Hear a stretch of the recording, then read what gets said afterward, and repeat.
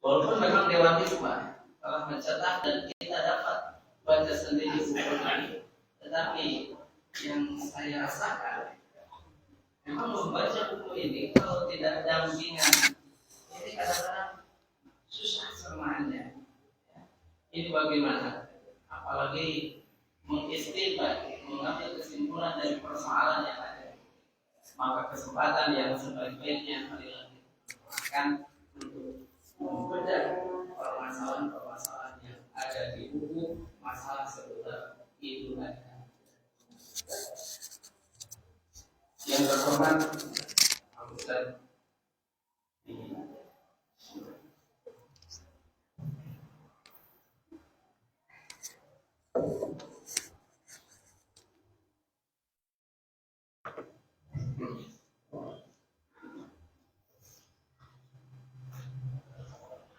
Innal hamdalillah nahmaduhu wa nasta'inuhu wa nastaghfiruh wa na'udzu billahi min syururi anfusina wa min sayyiati a'malina may yahdihillahu fala mudhillalah wa may yudlil fala hadiyalah wa asyhadu an la ilaha illallah wahdahu la syarikalah wa asyhadu anna Muhammadar Rasulullah alladzi la nabiyya ba'dah amma ba'd. Faqala Allah ta'ala fil Qur'anil Karim a'udzu billahi minasy syaithanir rajim wa likulli ummah ja'alna mansaka al-ayah wa qala Rasulullah sallallahu alaihi wasallam saumu yaumi arafah yukaffiru sanatain al-hadith. Hadirin ikhwatu iman, bapak-bapak, ibu-ibu, serta para mujahid ilmu generasi baru, terkhusus Pak Haji Wes sareng sesepuh, ketua dan jajaran taskil, PD hingga PJ, Persis dan Otonom. Tak lupa juga lembaga-lembaga pendukung, PZU, Sigab, Brigade, Ikatan Pelajar Putra dan Putri, serta pimpinan dan Dewan Asatid Pesantren Persis se-Kabupaten Ciamis. Tidak ada pujian yang paling pantas terucap dari lisan selain Alhamdulillah, karena atas kudroh, iroda, serta inayah Allah Subhanahu wa Ta'ala, kita dapat kembali bersua dalam kajian berkala keluarga besar Persis Kabupaten Ciamis setelah terjeda sejenak masa di bulan yang lalu karena padatnya tugas dari para guru dan orang tua khususnya di Dewan Hisbah dalam suksesi sidang terakhir penyerta muktamar yang insya Allah nanti ke depan akan kita bedah oleh hasil sidang Dewan Hisbah di periode terakhir kepemimpinan Kiai Haji Aceng Zakaria dan Kiai Haji Muhammad Romli sebagai Ketua Dewan Hisbah. Ada sekitar 12 keputusan yang nanti akan kita cicil di kajian-kajian yang akan datang. Untuk bulan ini Bapak Ibu, kajian kita akan fokus next terhadap salah satu kabar gembira bagi kaum muslimin bahwa bulan Zulhijjah seperti yang telah kita maklumi termasuk di antara 4 bulan haram, 4 bulan terhormat bersama Zulqa'dah, Muharram dan bulan Rajab. Demikian difirmankan Allah di dalam surat At-Taubah ayat 36 yang dirinci nama-nama bulannya oleh Rasulullah dalam khutbah wada, terutama pada ayamut tasyrik. Dalam khutbah itu Nabi menyampaikan banyak hal. Salah satu di antara cuplikan khutbah beliau berkenaan dengan waktu. Nah, saya ambil cuplikan khutbahnya. Inna zamana qadis tadaro kahai atihi Yauma khalaqallahu samawati wal ard. Sesungguhnya waktu kembali beredar, kembali berputar ke titik pada awal penciptaan Allah menciptakan langit-langit dan bumi. Asanah isna asara syahron. 1 tahun itu ada 12 bulan.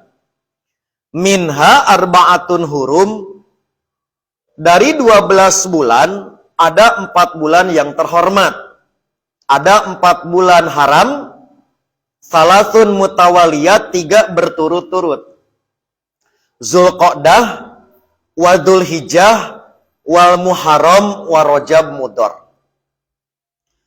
Para ulama kemudian mencoba menggali rahasia dan hikmah. Mengapa di antara 12 bulan ini hanya 4 bulan yang dinyatakan sebagai bulan haram, dinyatakan sebagai bulan terhormat. Antara lain diwakili oleh Imam Ibnu Katsir, pada dasarnya penghormatan terhadap 4 bulan ini berkenaan dengan kemuliaan ibadah haji. Zulqa'dah adalah bulan keberangkatan. Dzulhijjah adalah bulan pelaksanaan. Muharram bulan kepulangan. Sementara Rajab adalah bulan keberangkatan dan kepulangan bagi kaum muslimin yang domisilinya paling jauh dari Mekah. Jadi 1 tahun perjalanan haji. Berangkat dari Ciamis umur 17 tahun, balik 70 tahun. Jadi pada sakumaha we ge ongkos naik haji murah we dibanding dengan 1 tahun. Nah itulah kurang lebih hikmah dan rahasia 4 bulan di antara 12 bulan dinyatakan sebagai bulan haram atau terhormat. Nah sekarang bagi orang yang tidak melaksanakan haji, maka Allah Subhanahu wa Ta'ala menyediakan fasilitas ukhrawi lainnya. Terutama di bulan Dzulhijjah. Maka dalam kerangka memelihara kemuliaan bulan Dzulhijjah inilah Persatuan Islam dalam kerangka menyelamatkan akidah, ibadah, dan muamalah umat di bulan Dzulhijjah. Sejak zaman Dewan Hizbah masih bernama Majelis Ulama, periode Al-Hasan dan kawan-kawan, melalui buku soal jawab, dilanjut oleh Ustadz Abdurrahman dengan buku Istifta, bahkan khusus ada buku Risalah Kurban. Begitu juga Ustadz Abdul Qadir Hasan sampai Dewan Hizbah periode ini, maka mencoba memandu umat dalam kerangka meraih nilai di bulan Dzulhijjah. Maka kurang lebih ada 11 masalah yang biasanya menjadi pertanyaan, walaupun Dzulhijjahnya sering dialami, yang kemudian diterbitkan dalam buku kecil. Yang tahun ini alhamdulillah sudah memasuki tahun ketiga peredaran buku tersebut. Nah tentu 11 masalah ini dalam buku yang kecil, ya cuman berapalah, seberapa halaman, saya percaya orang Ciamis mah pasti tos katalah. Kamu ku ibu mah katamul bari perem. Nah, masa aya 100 entenya, 100 gajeng daftar isi. Tuh lah tembari perem gitu. Nah, jadi tentu kita tidak semua datanya detil, cukup diwakili beberapa dalil. Tetapi yang paling penting bagaimana umat itu tentram di dalam berkeyakinan, dalam beribadah. Cek orang Ciamis mah genah merenah tur tumaninah dina Quran Sunnah gitu. Nah maka kita ambil saja satu yang perlu untuk di bejer beaskeun, dipertajam, yaitu permasalahan seputar saum Zulhijjah. Apalagi ketika ada penanggalan yang berbeda dengan Arab Saudi, ini selalu saja jadi pertanyaan. Makanya di Arab Saudi, tos lebaran, urang kalakah saum gitu kan. Atau di ditu keur wukuf urang can saum gitu. Ini menjadi hal yang terkadang sering muncul jadi pertanyaan. Nah, jadi kita coba bahas yang ini. Nanti kalau ada pertanyaan-pertanyaan lain, kantun maca buku gitu. Karena semuanya sudah ada. Oke, ini catatan yang pertama. Kita telah maklum Bapak Ibu, bahwa pada bulan Zulhijjah, bagi kaum muslimin yang tidak sedang melaksanakan ibadah haji, disyariatkan melaksanakan saum pada tanggal 9 Zulhijjah yang dikenal dengan sebutan saum Arafah. Dina buku teh aya sadia. Yang tadi itu hanya ringkasan. Adanya syariat saum Arafah tidak ada hubungan dengan wukuf di Arafah. Kenapa tanggal 9 Zulhijjah disebut Arafah? Patali jeung kajadian Nabi Ibrahim. Bukan dengan wukuf Arafah. Jadi Bapak Ibu, Nabi Ibrahim bermimpi. Di dalam mimpinya itu disuruh menyembelih putranya. Begitu besok hari Fa'arafa, Ibrahim tahu bahwa mimpi itu adalah benar perintah dari Tuhannya. Maka sejak itulah hari ini disebut hari Arafah. Tidak ada hubungan dengan wukuf Arafah. Itu pertama. Dua, dilihat dari sejarah tahun Tasri, yaitu sejarah perundang-undangan. Saum Arafah mulai disyariatkan tahun kedua Hijriah. Sama dengan tahun Ramadan, Idul Fitri, zakat fitrah, Idul Adha, dan saum Arafah. Sementara haji, wukuf Arafah diantaranya mulai disyariatkan tahun kegenap. Bahkan dalam pandangan Imam Ibnul Qayyim disyariatkan tahun salapan. Inilah yang saya katakan penyebutan hari Arafah atau istilah saum Arafah tidak ada hubungan dengan wukuf di Arafah. Karena wukuf di Arafah datangnya belakangan. Sementara saum Arafah lebih dulu disyariatkan daripada manasik haji yang di dalamnya ada manasik wukuf di Arafah. Nah, itulah yang harus menjadi catatan kita.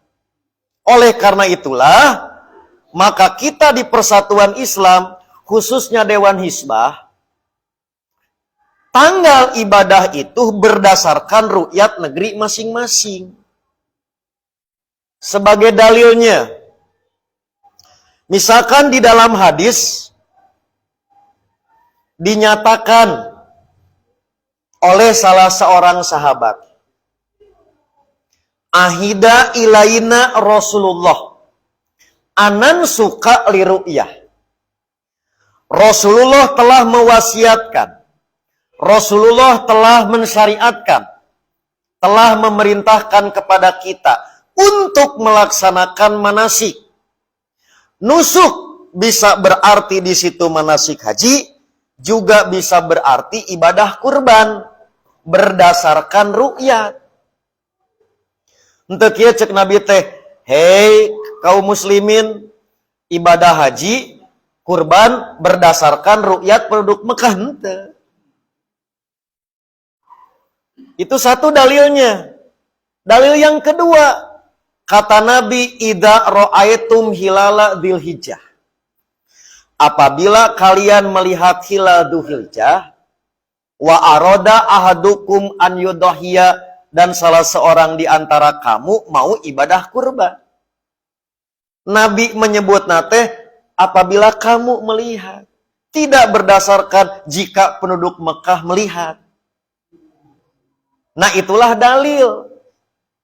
Jadi, ibu orang Ciamis saum Arafah pada tanggal sabaraha? Tanggal 8. Ari orang Arab nu haji wukuf tanggal sabaraha? 8. Kan tak ada masalah kan? Nah, maka yang tidak boleh itu menjadikan wukuf Arafah patokan semua kaum muslimin di dunia harus ikut. Maka akan terjadi kekacauan. Contoh kekacauan. Sabaraha jam wukuf paling lami 6 jam. Ari negara nu jauh jeung Arab, kakarek isuk-isuk jeung ngeusan wukufna. Nya bakal kitu. Kajaba bumina pelet. Bakal semua jamnya seragam. Tidak mungkin. Nah, itulah cara persatuan Islam khususnya, maka menentukan tanggal ibadah di Zulhijjah dikembalikan kepada rukyat negeri masing-masing. Terakhir, karena jam genep ya Pak. Nah, terakhir, kejadian yang paling unik di masa Muawiyah. Ketika dulu ibu kota itu di Hijaz. Pada masa Muawiyah, ibu kota pindah ke Damaskus. Di Damaskus, lebih dulu melihat hilal. Jumat. Sementara penduduk Mekah tidak ikut ru'yat global karena pusat pemerintahan, misalkan di Damaskus. Maka penduduk Madinah Sabtu. Lalu Ibnu Abbas ditanya, kenapa engkau tidak merasa cukup dengan satu ru'yat ibu kota? Maka Ibnu Abbas menjawab, demikianlah Rasulullah memerintah.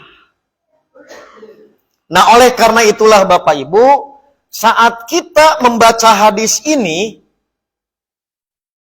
yaitu Saumu Yaumi Arafah, maka yang diajarkan kepada kita bukan wukuf Arafah, tapi kenapa tanggal 8 disebut Arafah? Kejadian Ibrahim tadi. Karena itu yang lebih dulu peristiwanya sebelum peristiwa adanya wukuf. Nah, bagi kita,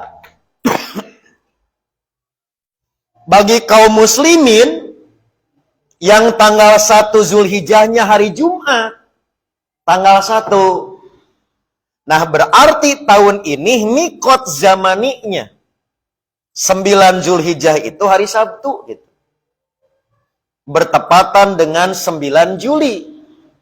Dan Idul Adha-nya yaitu hari Ahad. 10 Zulhijjah bertepatan dengan 10 Juli. Nah, maka di sini perlu konsisten gitu, Pak.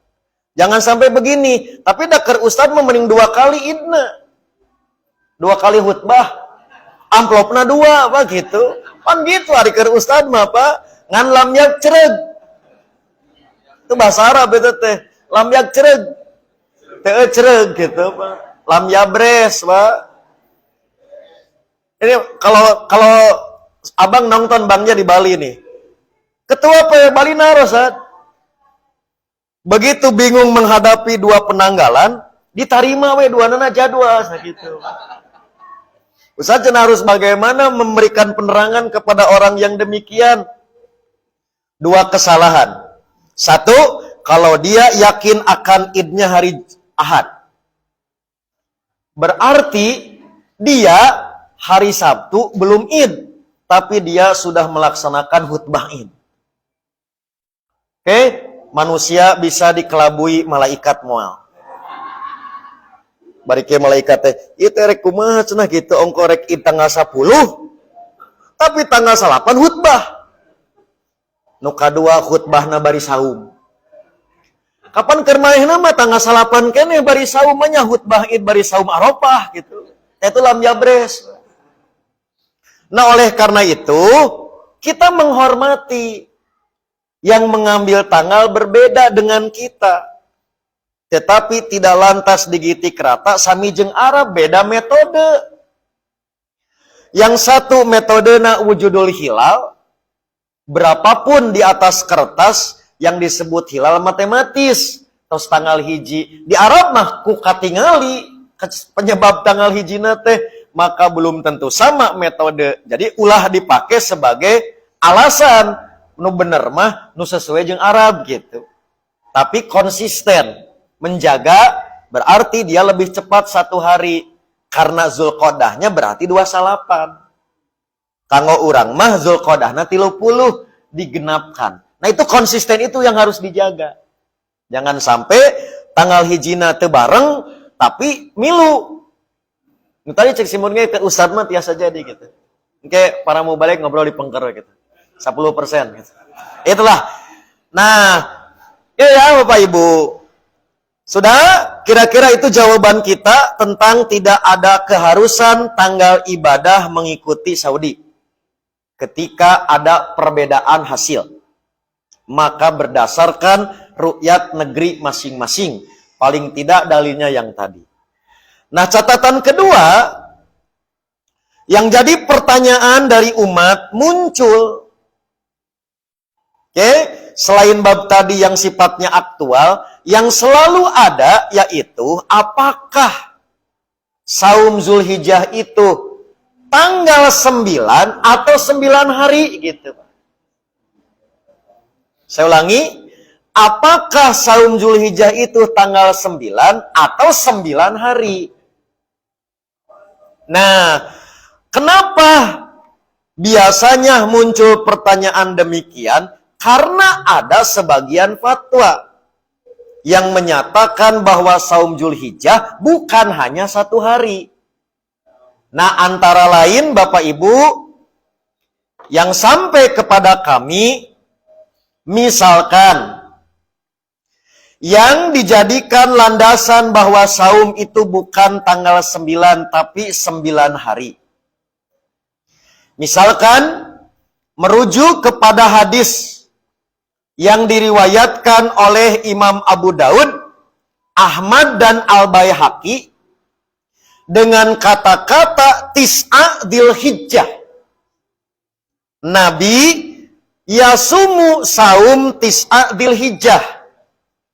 Maka oleh sebagian kalangan Tis'a Dzulhijjah itu diartikan 9 hari. Bukan tanggal 9 gitu Pak. Nah maka begitu dapat pertanyaan ini, Dewan Hizbah di dalam mubahasah, mencari, menganalisa, ternyata kita temukan pemahaman terhadap hadis ini. Sekiranya Tis'a Dzulhijjah diartikan 9 hari, tampaknya kurang tepat sekiranya dibanding dengan hadis-hadis yang lain. Di antara catatan setelah dilakukan perbandingan terhadap seluruh sanad dan matan hadis terkait, ditemukan adanya kerancuan. Pada sanad dan matan, istilah ilmiahnya mudtarib atau idtirob, goncang. Nah, anak Ciamis sebutnya rancu. Terjadi kerancuan dalam urusan sanad dan matan. Contoh, misalkan dalam urusan sanad, terindikasi adanya kelainan jalur periwayatan, yaitu seorang rawi bernama Hunaidah bin Khalid al-Khuzai. Di satu versi, yang bersangkutan mendapatkan informasi ini dari istrinya. Di sisi yang lain, ternyata dia mendapatkan informasi itu langsung ti istri Nabi. Jadi nu ieu mah nganggo perantara, satu versi yang lain tidak pakai perantara tapi langsung ti istri Nabi. Sekiranya beritanya seragam, beritanya sama, no problemo, tak ada masalah. Karena boleh jadi sakapeng langsung satu event dia pakai perantara. Kalau isinya sama. Tetapi yang jadi masalah Justru ternyata pemberitaannya berbeda. Contoh apa contoh? Nu hiji nyebutkeun tis'a. Kita anggap tis'a teh misalkan salapan. Tapi nu hiji deui asrun.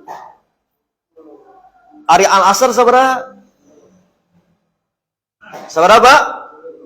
Tiasa teh diartikeun 10 teh salapan. Atuh sahabat kan pinter matematik, bapak wae pinter, piraku Aisyah teh pinter. Sok bade kumaha menempatkan. Nu hiji salapan, nu hiji 10. Ti orang yang sama, Hunaidah. Nu hiji ti istrina, perantara nu hiji ti istri Rasul langsung. Ari pemberitaanna beda. Nggak mungkin kan salapan diartikan 10. 10 diartikan salapan. Itulah contoh namanya mudhorib rancu di sanad. Yang kedua indikasi ada rancu di matan. Paling tidak salapan 10. Telusur deui Pak ku Dewan Hisbah. Beki loba, beki rancu. Kenapa masih dari orang yang sama?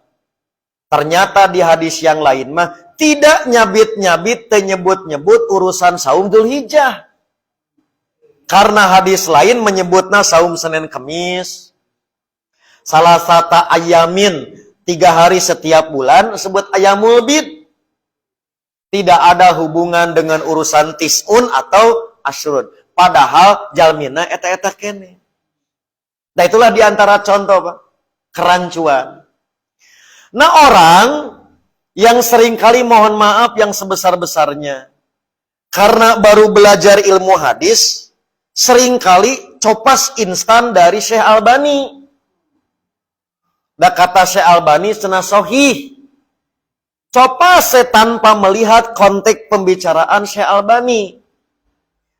Padahal Bapak Ibu, di dalam tadi silsilah al-ahadis as-sahihah atau dalam kitab Irwaul Ghalil, Syekh Albani panjang lebar membicarakan, yaitu beliau baru selesai mengklarifikasi, mengklirkan aspek sanad. Tapi matan mana yang benar? 9, 10, atau sama sekali tidak ada saum Dzulhijjah, sama sekali beliau tidak mengklarifikasi. Sehingga orang yang mendoibkan seperti Dewan Hisbah, doib sanad, doib matan. Andai kata sanadnya sahih, toh tetap kedoiban matan, kedoiban kandungan tidak terselesaikan. Nah itu diantara catatan yang perlu untuk disampaikan Bapak Ibu. Kenapa Dewan Hisbah di buku ini menolak adanya syariat saum khusus Dzulhijjah 9 hari. Karena hadisnya dhaif. Paling tidak mudhorib. Terjadi kerancuan pada sanad dan matan. Apakah versi sendirian? Oh ternyata tidak. Sebab hasil penelitian juga disampaikan oleh para ulama sebelumnya. Dari mulai Al-Hafidh Ibnu Hajar, disampaikan juga oleh Imam Az-Zailai dalam kitab Nasbur Royah, bahkan ulama di abad Hiwari juga menyampaikan hasil penelitiannya seperti Syekh Syu'aib Al-Arnaud di dalam taklik catatan kaki pada Musnad Ahmad. Beliau menyatakan dhaifun lidtirobihi. Hadisnya dhaif karena rancu. Jadi bukan hanya Persis, bukan hanya Dewan Hisbah yang memberikan penilaian, ternyata di belahan dunia yang lain ada para ulama yang sama memberikan penilaian pada hadis yang dianggap syariat saum 9 hari sebagai hadis yang dhaif. Inilah Bapak Ibu catatan pertama yang perlu disampaikan berkenaan dengan saum Dzulhijjah di luar tanggal 9. Catatan kedua, ada juga hadis lain yang dianggap sebagai dalil, coba di slide 40. dalam hadis ini bahkan 10 hari Pak saumnya. Itu mungkin kan? Sebab lebaran haram saum. Tak ada orang Ciamis mah palalinter ningali kitu ge pasti doib. Ya gerapa 10 hari saumna. Padahal tanggal 10 mah haram saum. Ternyata di hadis ieu mah saum teh jeung tanggal 10. Berarti lebarana tanggal 11. Gitu Pak, tasrik. Oke, tinggal ya Pak. Da cigana mah lamun teu doib, kabitana luar biasa. Sebab padilahnya heboh, Pak. Urang tinggal. Kieu tah hadisna teh. Mamin ayamin ahabu ilallah an yuta'abbada lahu fiha min asri dzulhijjah. Tidak ada hari yang lebih dicintai Allah untuk beribadah daripada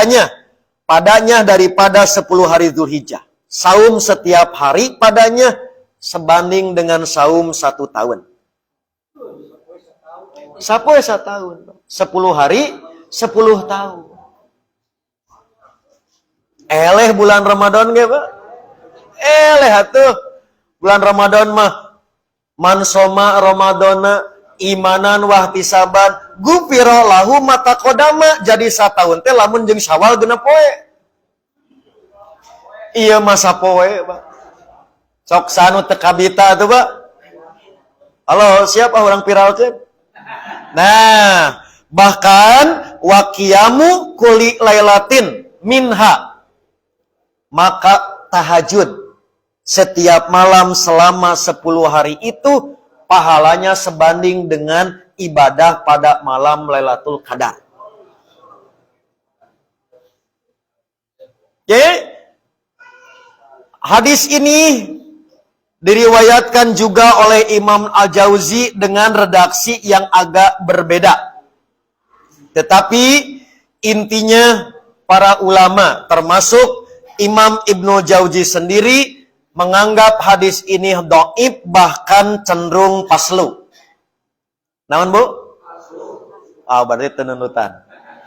Jadi bahkan cenderung maudhu. Hadisnya palsu. Misalkan disampaikan oleh Imam At-Tirmidzi. Di antara menjadi penyebab yaitu adanya seorang rawi yang bernama Nahas bin Qaham. Nahas bin Qaham. Kemudian Imam Al-Baghawi menyatakan wa isnaduhu dhaifun. Sanadnya dhaif.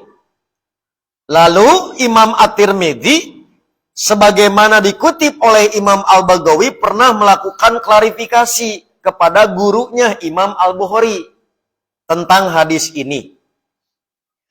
Maka kata Imam Al-Bukhari, hadis ini tidak populer. Apalna teh sumberna ieu wungkul. Jadi ngan hiji-hijina itu, Pak. Jadi dikenal tapi teu loba. Ini menggambarkan hadis ini aneh gitu, Pak. Jadi Imam At-Tirmidzi naroskeun ka Imam Bukhari sebagai guru. Nun guru gitu, tuan guru, dupi hadis ieu kumaha? Eueuh nu apaleun cenah hadis ieu mah. Ti manehna wungkul gitu, Pak. Jadi sebutan teh asing. Nah, kemudian Al-Hafidz Ibnu Hajar juga menyampaikan isnaduhu dhaifun.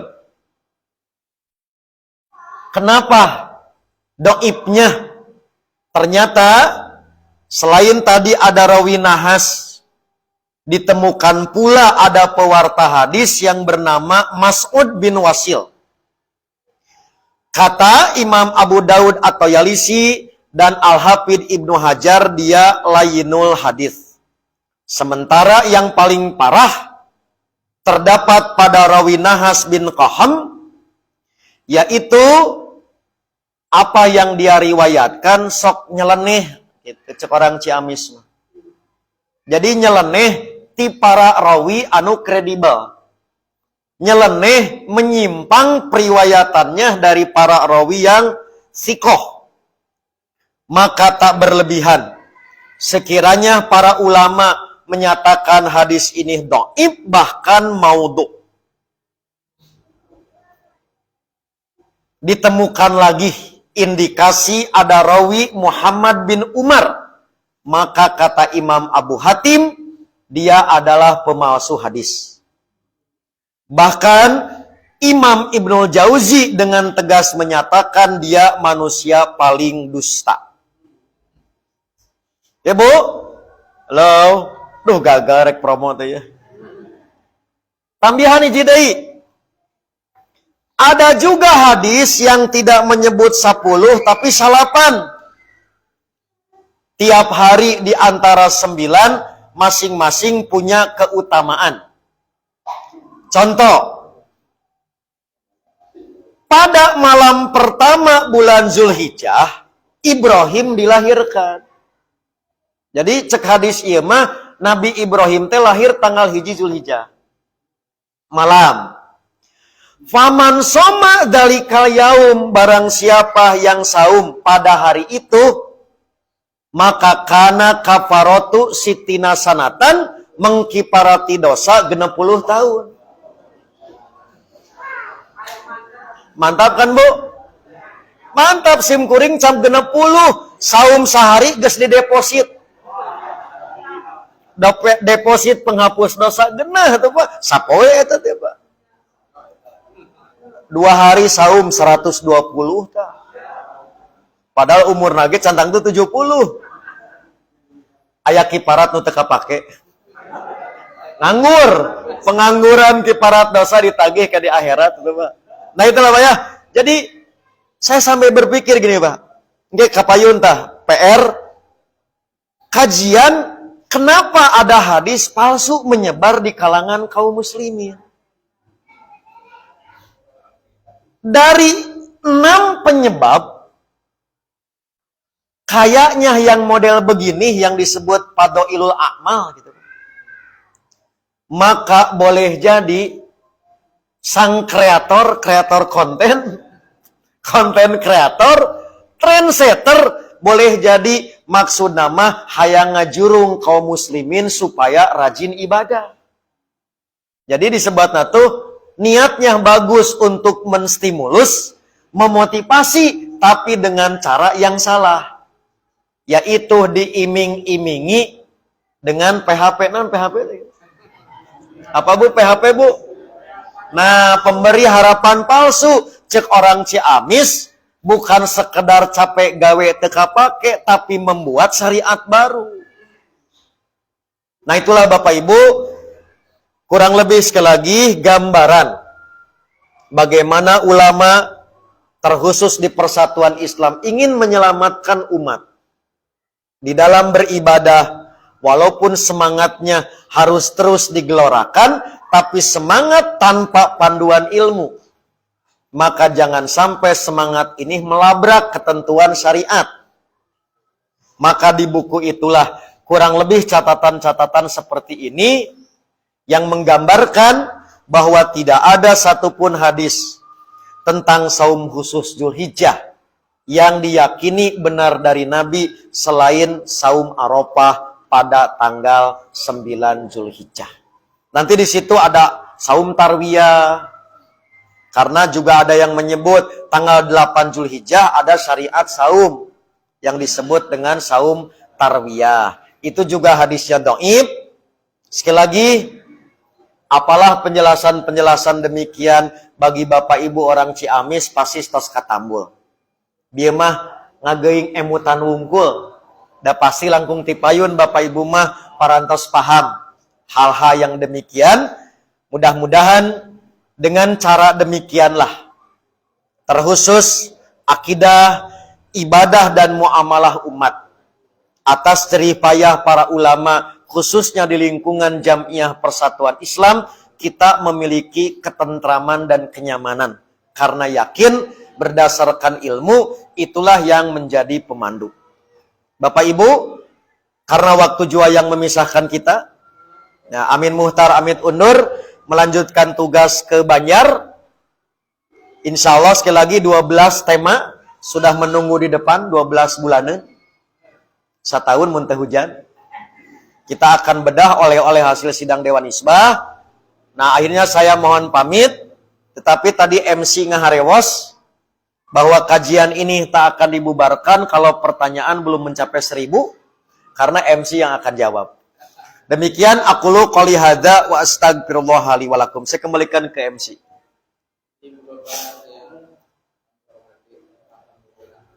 Dari 11 ataupun belum selesai, belum tuntas. Dan tentunya banyak persoalan yang perlu kita kaji secara mendalam. Monggo, Prof. Manarila. Terus paling ntar ada orang Ciamis.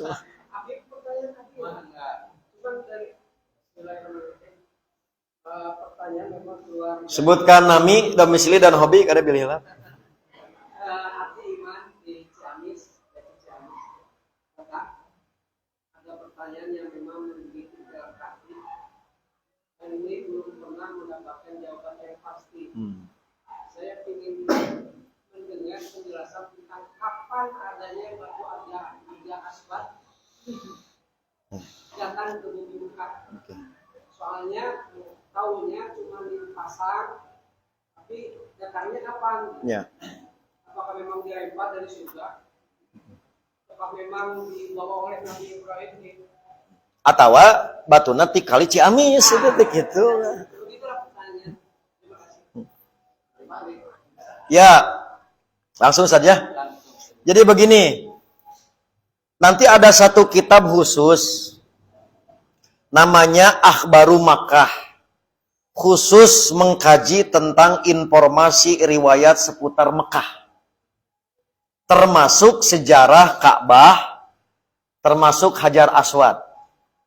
Bahkan di riwayat Bukhari, dulu yang namanya Ka'bah itu posisinya di dataran tinggi.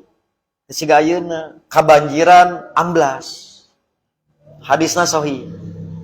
Nah, maka beliau sang penulis Al-Faqihi ini mengingatkan, pada dasarnya tidak ada satupun hadis yang sahih atau hasan bisa dipakai hujah yang menerangkan asal muasal Hajar Aswad. Konon, nah gitu Pak.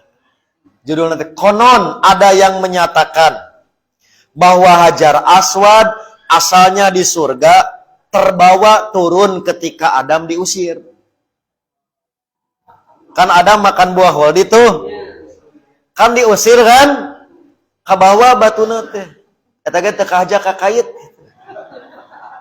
Maka yakinlah hadis-hadis itu adalah hadis Israiliyat.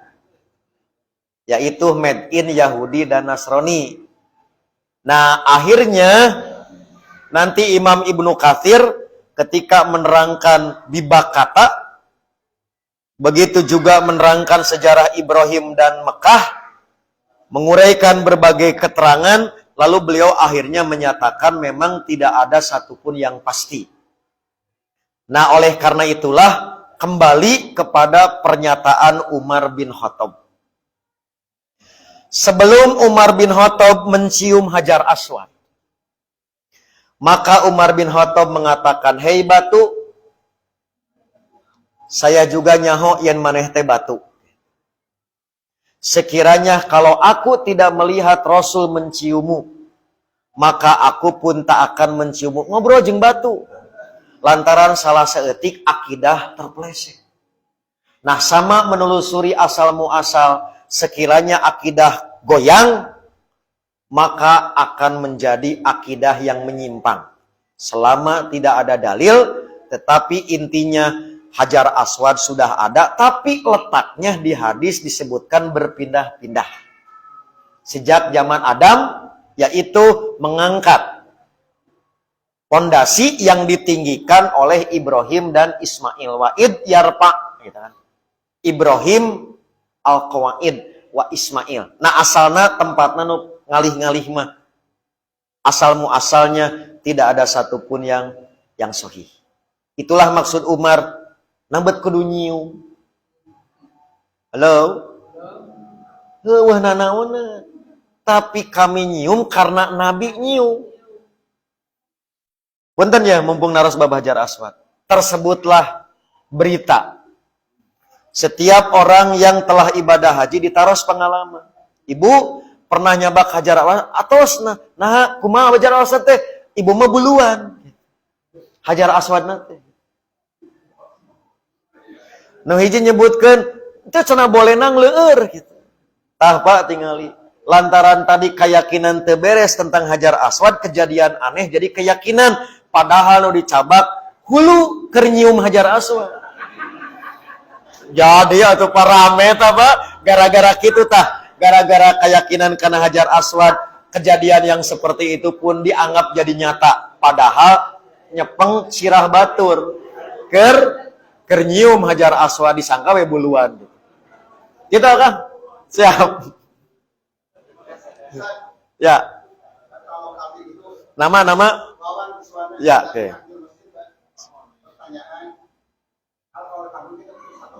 Ya.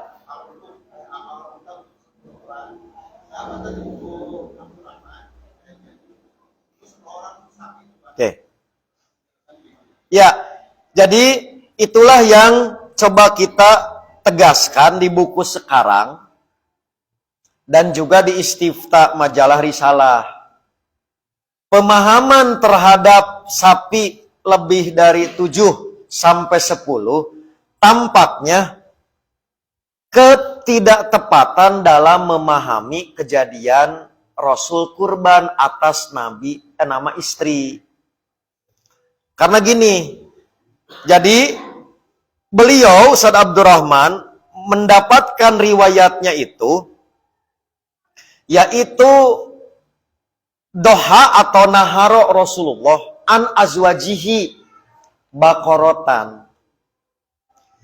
Dipahamkan oleh beliau, andai kata istri Nabi tidak 9 pun karena Khadijah sudah wafat, pasti mah 8 gitu.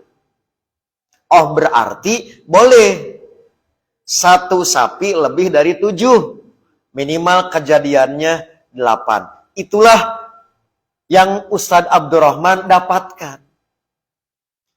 Setelah kami telusuri, sebelum menjawab pertanyaan ini di risalah dan di buku, ternyata tidak kami temukan hadis yang begitu.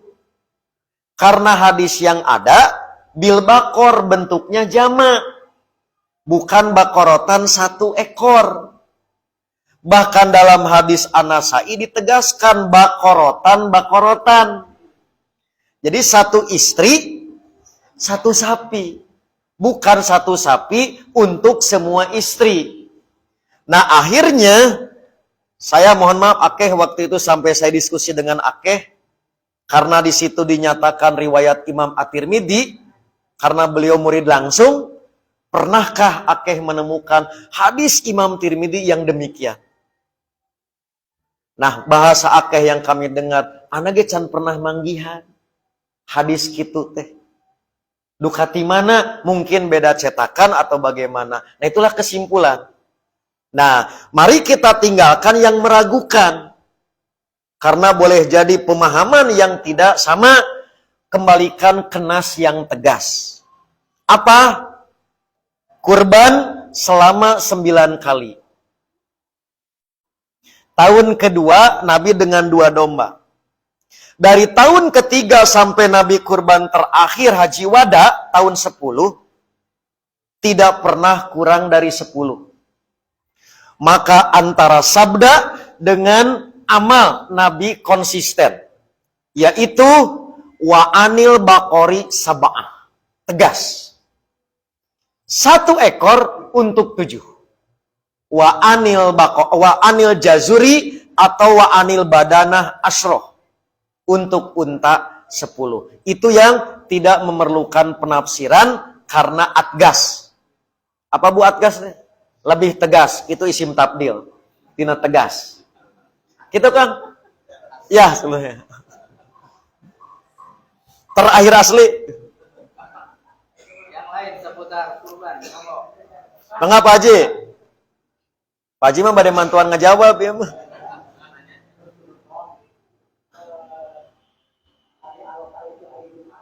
Oke.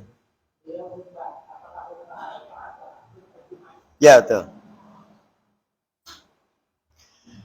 Lihat Bapak Ibu, semua ulama sepakat bahwa Nabi melaksanakan wukuf itu hari Jumat. Dalam perhitungan Sabu Rahman KS kalau tidak salah dengan Ustadz Ali Ghazali, waktu itu persis hampir diyakini hari Jumat, menolak pendapat hari Sabtu. Pertanyaan, apakah itu khutbah Jumat? Pasti bukan khutbah Jumat, karena Nabi tidak Jumatan. Di hadis Muslim, dalam riwayat Jabir, begitu jelas disebutkan. Pasola zuhro, summa solal asro. Pada saat haji wada hari Jumat itu, Nabi sholat zuhur dikosor, kemudian Nabi dijama dengan asar, menunjukkan bahwa tidak ada Jumatan. Berarti khutbahnya bukan khutbah Jumat, tapi khutbah Arafah. Gitu Pak Haji? Gitu. Nah, dari itulah Dewan Hizbah mengambil kesimpulan dalam 2 kali sidang, bagi musafir mau ngambil Jumatan atau mau ngambil lahoran. Kalau mau ngambil Jumatan, seperti biasa sholat Jumat, setelah itu sholat ba'da Jumat. Mau 2 rakaat atau 4, setelah itu aya biasa wiridan, aya sholat ba'da. Tos eta nembe qomat asar. Bukan dijama, tapi sholat asar ditarik di waktu duhur hari Jumat. Tidak boleh jama. Atau mau lahoran. Kalau mau lahoran berarti jam kos. Ya, jam kos. Duhur asar. Misalkan jama takdim. Nah, Dewan Hizbah memberikan 2 keputusan untuk pilihan bagi musafir pada hari Jumat. Mana dalilnya? Nabi sapar waktu itu melaksanakan jama qashar, zuhur, asar di hari Jumat. Begitu Pak Haji? Ya. Terakhir asli. Ya. Ya.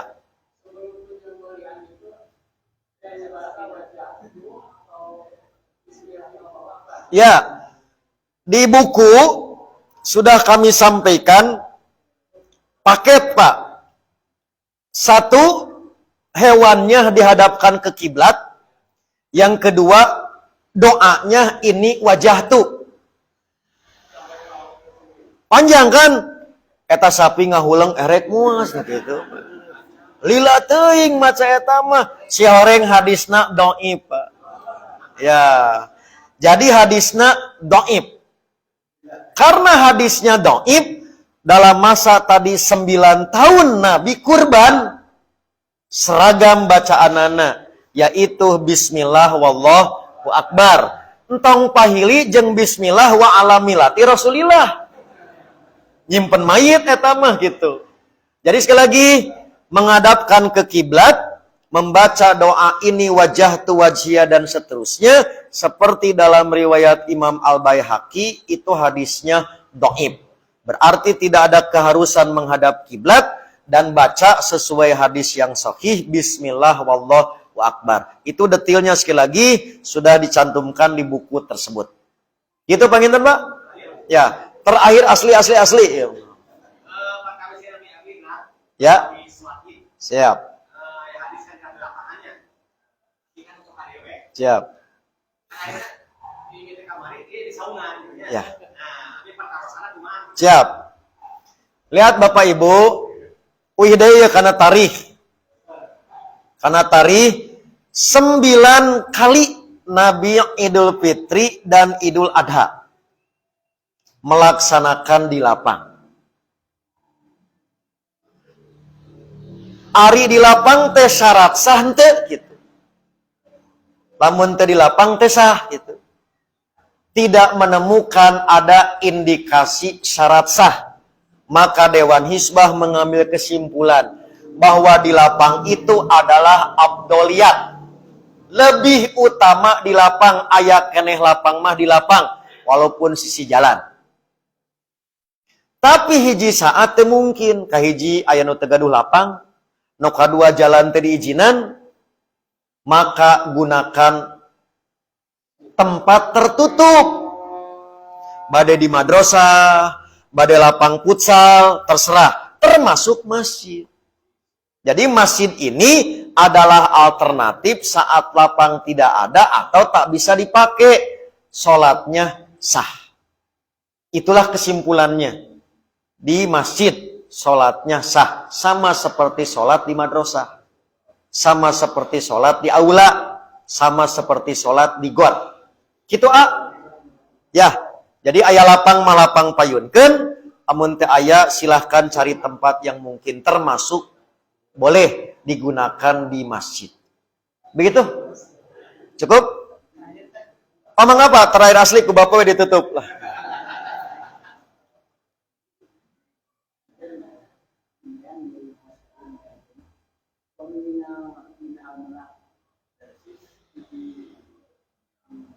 Zulhi.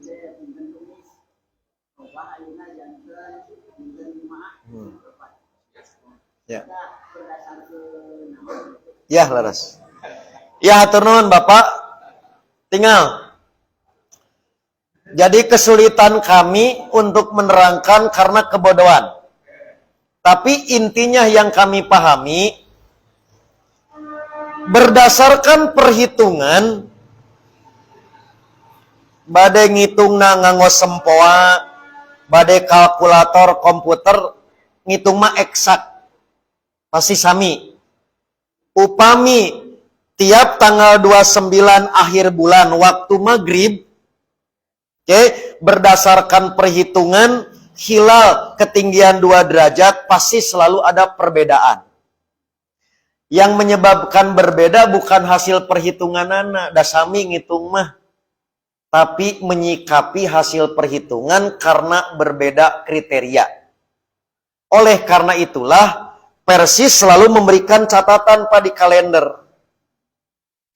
Jika gitu, hari Kamis maghrib tanggal 29 Juni hilal terlihat atau hilal tidak terlihat, maka bulan Zulqa'dah digenapkan jadi 30, maka masuk 1 Zulhijjah di hari Jumat. Kitu pat catatan teh. Praktekna tidak ada yang melihat. Dari 3 titik di 34 provinsi. Maka Persis kemudian menyebarkan lagi surat pengumuman. Yaitu kita merubah. Bukan karena tidak konsisten tapi istiqomah dengan ilmu. Yaitu mengamalkan sabda Nabi yang tadi, ahida ilaina Rasulullah anan suka liruyat. Nah itulah yang jadi dasar kenapa jadi 30, karena tidak ada yang berhasil melihat hilal khususnya untuk Indonesia. Kirang langkung gitu Pak. Hapunten upami tadi kirang jelas karena kebodohan kami terhadap persoalan astronomi yang 6 kali disidangkan di Dewan Hizbah. Kita poin Pak? Ya Bapak Ibu, dah kita rumus ngaos mah. Di panjangan bisa panjang, di pondokan bisa pondok. Ngan mun di panjangan kamu balik geripuh, kamu stami tunduh. Akhirnya saya mohon pamit, melanjutkan tugas ke Banjar. Insya Allah kita bertemu kembali di bulan depan.